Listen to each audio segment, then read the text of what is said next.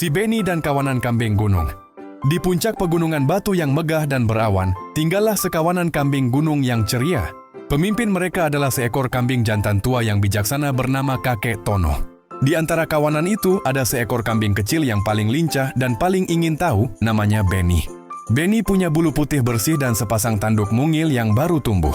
Ia suka sekali melompat dari satu tebing ke tebing lain, seolah kakinya terbuat dari karet. Setiap pagi, Kakek Tono akan membawa kawanan mencari rumput paling hijau yang tumbuh di celah-celah batu. Ingat anak-anak, kata Kakek Tono dengan suara berat. Saat menapaki tebing, selalu fokus pada 4 kuku kalian. Jangan pernah melihat ke bawah jurang, percayalah pada pijakanmu. Benny selalu mendengar, tetapi kadang rasa penasarannya lebih besar. Suatu sore saat mereka menyeberangi jalur yang sangat sempit di tepi jurang, mata Benny mulai melirik ke bawah. Wush, angin bertiup kencang, dan tiba-tiba Benny merasa kakinya menjadi lemas. Pijakannya goyah, ia hampir tergelincir, tetapi seketika ia teringat kata-kata Kakek Tono. 4 kuku fokus. 4 kuku, gumam Benny sambil memejamkan mata. Ia menarik napas, menancapkan ke-4 kukunya yang tajam ke celah batu, dan perlahan ia berhasil melewati jalur itu. Ketika ia sampai di tempat aman, seekor kambing betina muda bernama Luna menghampirinya. Kau berani sekali, Benny, kata Luna. Benny menggeleng, tidak Luna. Aku hampir jatuh, Kakek Tono benar. Aku harus percaya pada pijakan sendiri, bukan pada apa yang kulihat di bawah. Beberapa hari kemudian saat kawanan sedang merumput di lereng yang luas, tiba-tiba terdengar suara mengepakkan sayap yang besar. Krek, krek, seekor elang emas raksasa sedang melayang di atas mereka, mencari mangsa. Elang itu mengincar seekor anak kambing yang baru lahir dan masih lemah.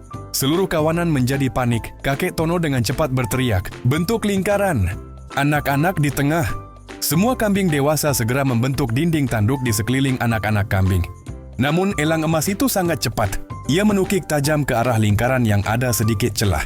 Saat itu Benny, yang baru saja pulih dari ketakutan di jurang, melihat bahaya itu. Ia tahu ia tidak kuat melawan elang, tetapi ia harus melakukan sesuatu. Dengan secepat kilat, Benny melompat dan berdiri tepat di celah sempit itu. Ia menundukkan kepala dan menggunakan tanduknya yang mungil untuk mendorong sedikit anak kambing yang diincar agar semakin masuk ke tengah. Elang emas itu melihat Benny sebagai sasaran yang lebih mudah. Ia segera mengubah arah dan mencengkeram. Namun karena Benny sudah siap dan memosisikan badannya di antara 2 kambing dewasa, elang itu hanya berhasil mencengkeram udara. Cengkeramannya yang kuat hanya menyentuh sedikit bulu putih di punggung Benny. Gubrak! Elang itu terkejut karena gagal dan terpaksa terbang menjauh mencari tempat lain. Kakek Tono segera menghampiri Benny. Nak, kau baik-baik saja? Tanya Kakek Tono cemas. Benny mengangguk, sedikit gemetar. Aku hanya ingat kalau kita harus saling melindungi, kakek. Dan aku harus berani menggunakan apa yang kupunya. Kawanan kambing bersorak gembira. Mereka memuji keberanian Benny si kecil. Sejak hari itu, Benny bukan hanya kambing yang lincah, tetapi juga dihormati sebagai kambing yang paling berani dan selalu siap membantu. Mereka pun hidup bahagia di puncak pegunungan batu, selalu menguatkan satu sama lain, dan mengajarkan pada anak-anak mereka bahwa dengan fokus dan keberanian, tidak ada tebing yang terlalu tinggi, dan tidak ada bahaya yang terlalu besar untuk dihadapi bersama. Pesan moral, jadilah seperti Benny. Fokus dan percaya pada kemampuanmu, dan gunakan keberanianmu untuk membantu orang lain.